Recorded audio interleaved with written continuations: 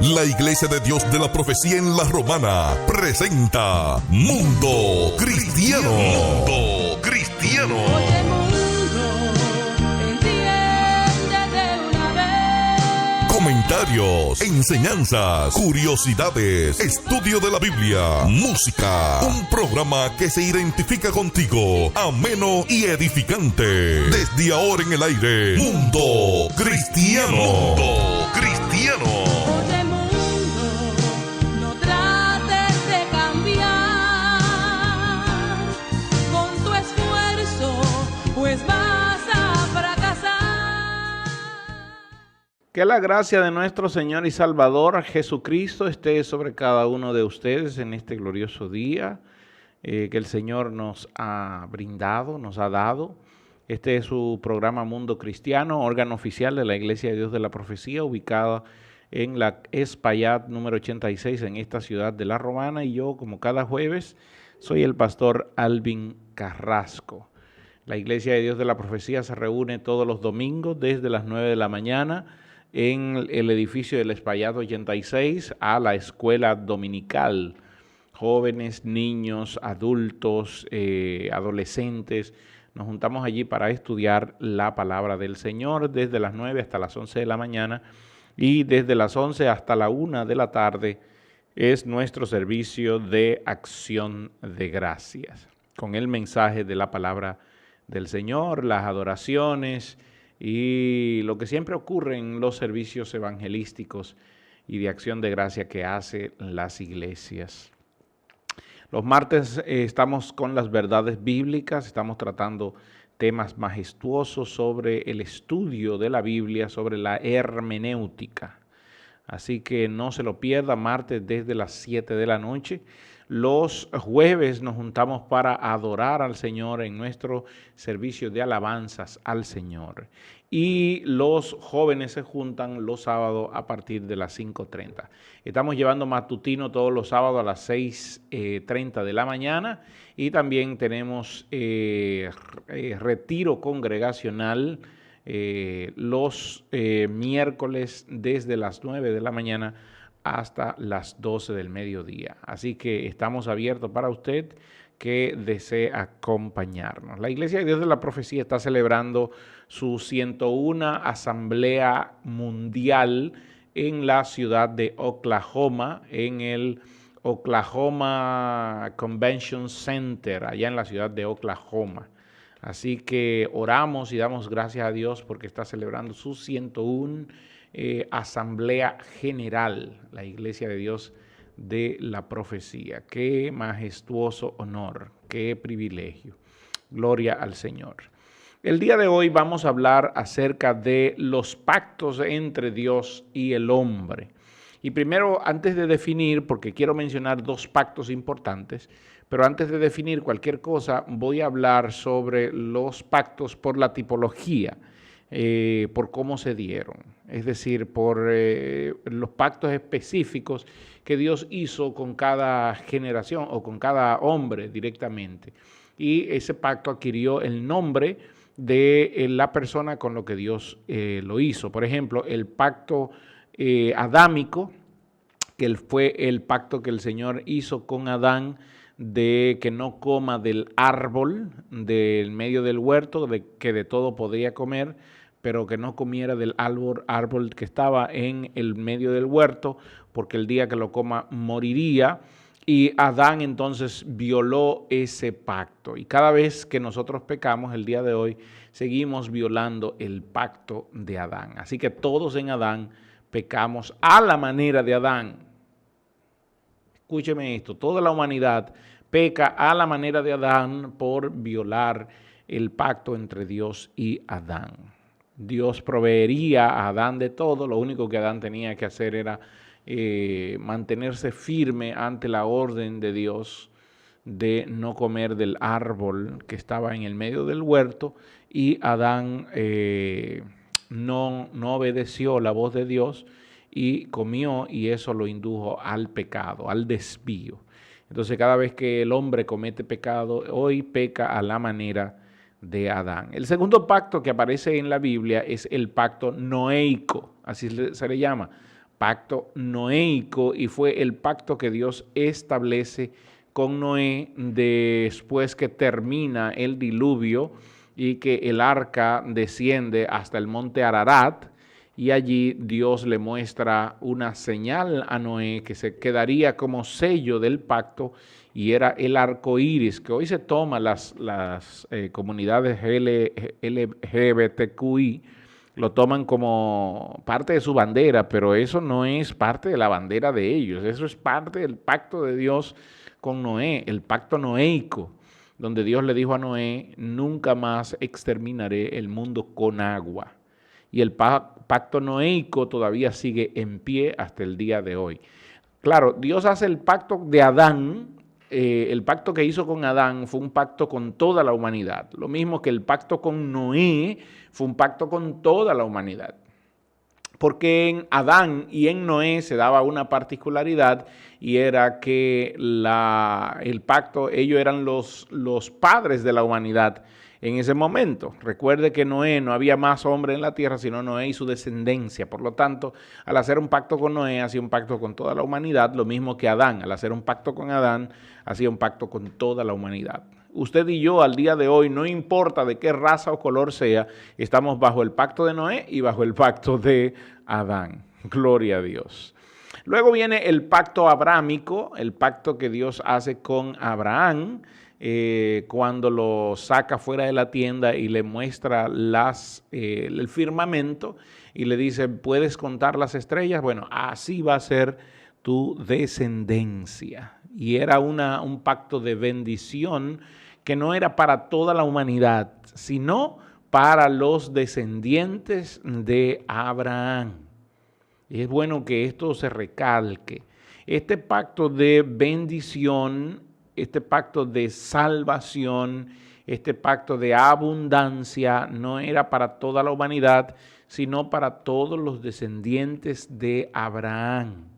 Entonces, más adelante, el apóstol Pablo, hablando sobre esto, e incluso el libro de Hebreos, hablando sobre eso, enseña que los descendientes de Abraham son aquellos que por la fe son justificados. Así que allí caemos todo lo que hemos creído en Cristo, porque hemos recibido en Dios la bendición que Él da a Abraham. La bendición que Él da a Abraham la recibimos hoy en Cristo. Más adelante está el pacto con Moisés, y este era un pacto directamente con el pueblo de Israel. Cada vez que la Escritura habla de, y este será entre mí y ti, así dice el texto, es un pacto que Dios da con el pueblo de Israel. Y el último pacto es que el pacto que hace en la sangre de Jesús, y era aquí rescatar, que es un pacto que se hace con los que creen, rescatar en Cristo, rescatar a lo que se había perdido en Adán. Ahora, desde la tipología hay dos tipos de pacto. Entonces podemos ver desde la tipología, y mire, déjeme decirle una cosa, hermano. Existe una teología que trabaja el punto de vista de los pactos, incluso se le llama la teología de los pactos. Y hay libros que se han escrito sobre esto. Yo prácticamente estoy haciendo un resumen de esto. Así que quiero mencionar dos tipos de pactos nada más, dos tipos de pacto. Uno es el pacto de las obras y otro es el pacto de la gracia, porque esos son los pactos que nos interesan el día de hoy. ¿A qué me refiero cuando hablo del pacto de la obra? Algunos han cuestionado, han hecho algunos cuestionamientos si es apropiado hablar del pacto de las obras que Dios tenía con Adán y Eva en el huerto del Edén, porque lo que se estableció en el huerto del Edén fue un pacto de las obras y fue ratificado por la ley, ¿ok? En realidad, la palabra pacto no aparece en la narrativa de Génesis, y esto es bueno destacarlo. Sin embargo, las partes esenciales del pacto están presentes allí en ese pacto de las obras que fue hecho con Adán. Una definición clara de las partes involucradas, una serie de disposiciones legales que vinculan y estipulan las condiciones de las relaciones, la promesa de bendición por la obediencia y la condición para obtener las bendiciones. Y todo eso lo vemos allí en Génesis. Por ejemplo, Oseas capítulo 6, versículo 7, habla de esto y dice que al referirse a los pecados de Israel, dice que son como Adán porque han quebrantado el pacto. Ese pacto adámico que Dios hizo con Adán, los hombres lo han quebrantado, y aunque no aparece la palabra pacto allí en el libro de Génesis, sin embargo, todas las partes, todo lo que tiene que ver con las partes esenciales de un pacto están presentes allí. En este pasaje, por ejemplo, se ve a Adán viviendo una relación de pacto que había quebrantado en el huerto del Edén. Recuerde que fue una condición de pacto. Yo te voy a bendecir, tú vas a tener todo, pero no comas del árbol, porque el día que lo comas ciertamente morirá. Y ahí está la advertencia del pacto. Por ejemplo, Pablo en Romanos capítulo 5, versículo del 12 al 21, Pablo ve a Adán y a Cristo como las cabezas de las personas que representan los diferentes pactos o ambos pactos. Algo que es completamente coherente con la idea de que Adán era parte de un pacto, para aquellos que dicen que no.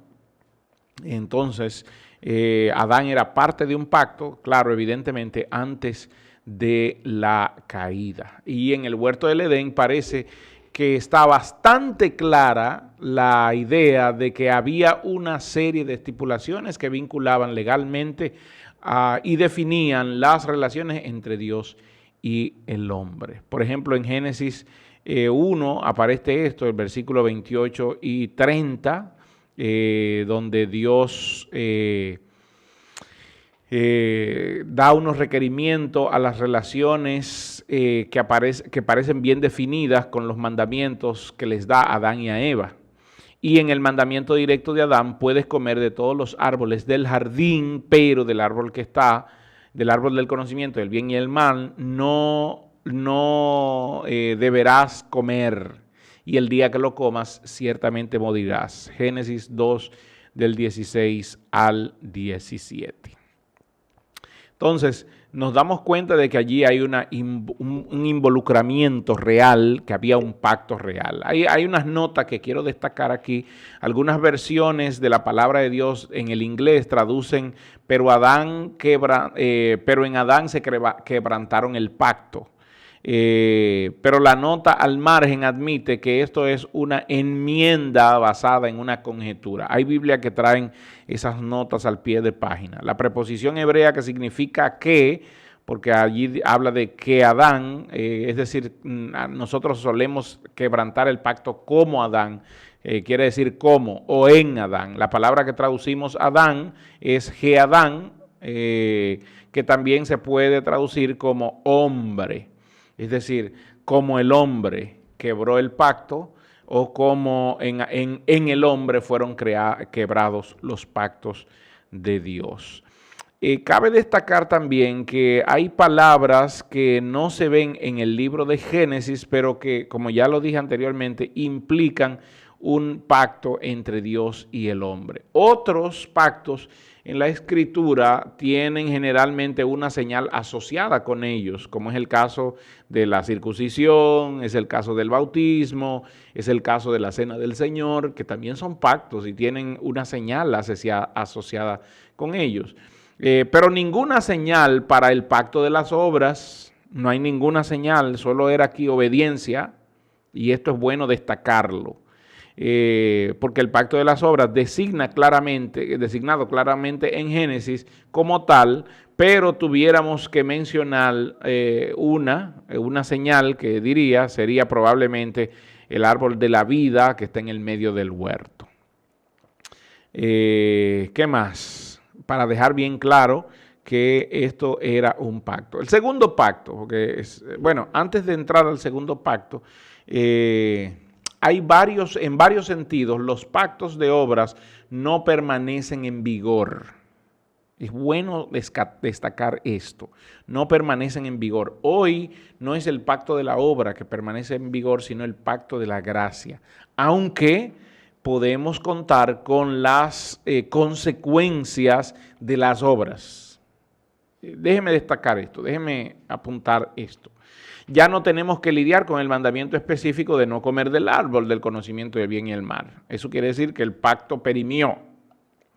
Dado que todos tenemos una naturaleza pecaminosa, tanto los cristianos como no cristianos, no estamos en condiciones de cumplir las disposiciones del pacto de las obras por nosotros mismos y recibir sus beneficios, pues al aplicarle directamente las personas solo recibimos los castigos. Y número 3, para los cristianos, Cristo ha cumplido satisfactoriamente las estipulaciones de este pacto y de una vez y para siempre, y todos obtenemos sus beneficios, no mediante la obediencia real de nuestra parte, sino confiado en los méritos de la obra de Cristo. Y entonces con esto, en realidad lo que quiero decir es que para los cristianos hoy, pensar que estamos obligados a tratar de ganar el favor de Dios mediante la obediencia sería apartarse de la esperanza de la salvación. Entienda esto, como lo dice Gálatas capítulo 3, versículos 10 y 11, que dice que todos los que viven por las obras que demanda la ley están bajo maldición. Es evidente que por la ley nadie es justificado delante de Dios. Entonces los cristianos han quedado liberados del pacto de las obras por razón de que en Cristo se han cumplido. En Cristo han sido incluido el nuevo pacto.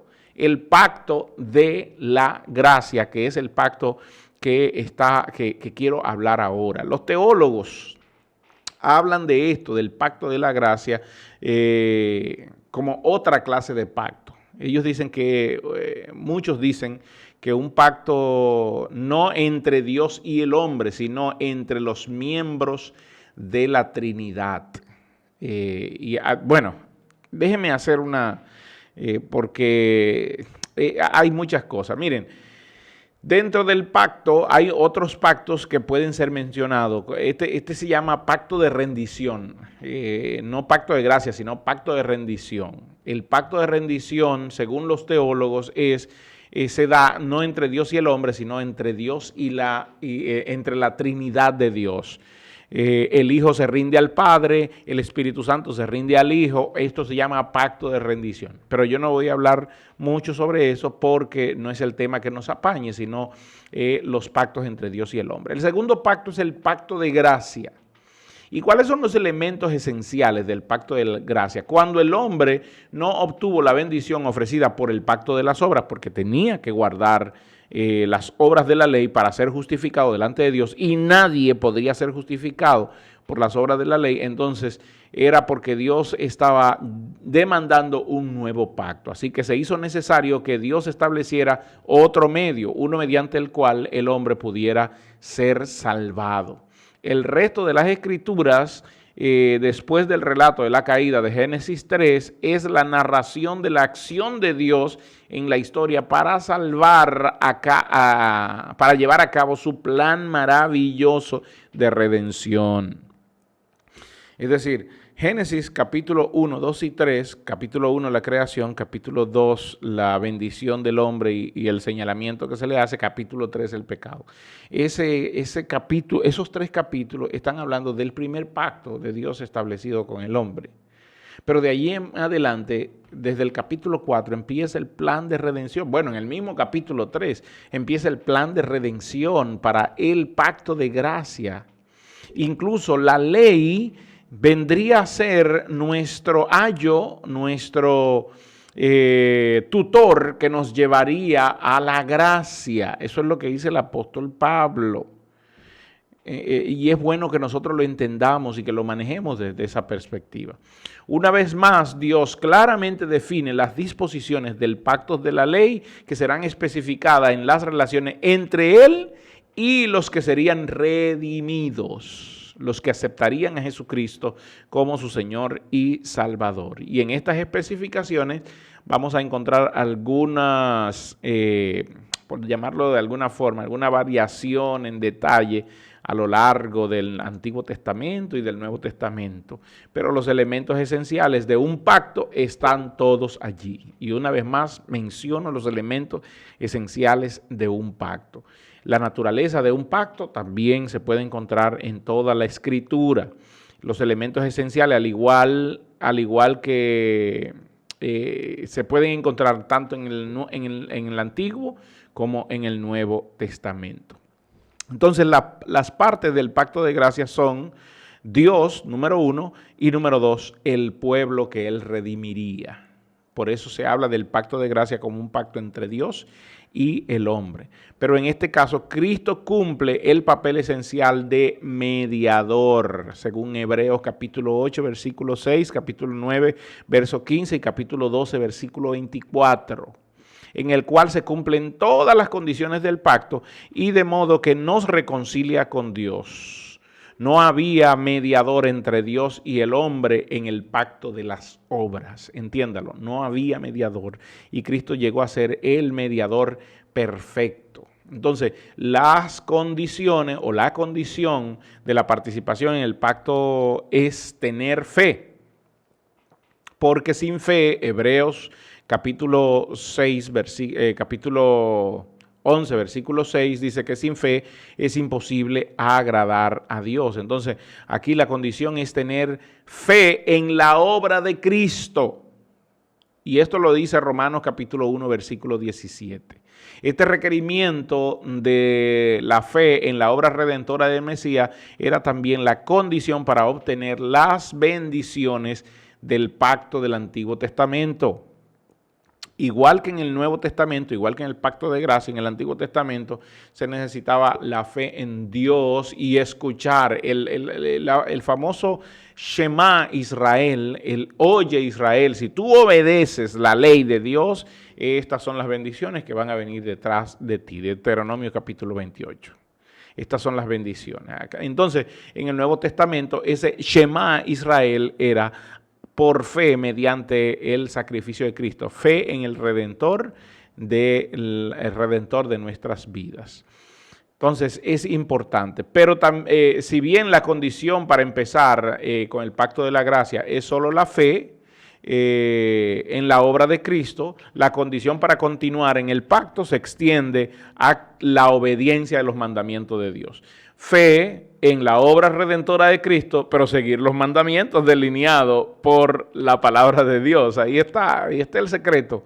Es decir, ¿por fe soy salvo? ¿Solamente tengo que creer y soy salvo? Sí, solo tienes que creer y eres salvo. Y de ahí en adelante vas a vivir una vida para agradar a Dios, siguiendo sus mandamientos, siguiendo su palabra. Qué maravilloso. Pastor, y si alguien cree en Cristo pero no guarda su palabra, entonces no está creyendo en Cristo. No ha creído realmente. No tiene la fe que la Biblia demanda, porque el que cree en Cristo se somete a Dios y se somete a la palabra. Entonces, creo que está claro, amados hermanos, que los dos pactos, el pacto de las obras, el hombre no podía cumplirla y de hecho no la cumplió. Así que era necesario un pacto de gracia y ese pacto de gracia se hacía evidente siguiendo la ley de Dios. Y ese pacto de gracia es el que está el día de hoy. Hay mucha gente que está, no, porque ya no estamos en la obra, sino en la gracia. Sí, pero no vives de acuerdo al pacto de gracia, porque el pacto de gracia era creer en la obra redentora, tener fe en la obra redentora de Jesucristo como nuestro Señor, como nuestro intermediario, pero también seguir las pisadas del Maestro. Jesús dijo: el que me ama guarda mis mandamientos, guarda mis palabras. Ahí está. Con esa palabra se resume el pacto de gracia, amados hermanos. Con esa palabra se resume el pacto de gracia. Si tú me amas, guarda mis mandamientos. Así que si una persona dice ser cristiano, que ama al Señor, pero no guarda los mandamientos, es desobediente, es maldiciente, no se somete, no escucha, no guarda la palabra de Dios, no estudia la palabra de Dios, no le interesa bendecir a su hermano, no le interesa amar a su hermano, entonces tú estás viviendo en una mentira. Tú eres cizaña y no trigo. No has creído verdaderamente para salvación, porque el que cree para salvación ama a Jesucristo y se somete a su palabra y guarda su palabra. Que la gracia del Señor sea sobre ustedes en este glorioso día. Hemos presentado Mundo Cristiano. Mundo Cristiano. El programa oficial de la Iglesia de Dios de la Profecía. Si has sido bendecido, te invitamos a que nos visites. Estamos en la calle Espaillat número 86, La Romana, República Dominicana. O llámanos al 809-556-4337. Hasta la próxima.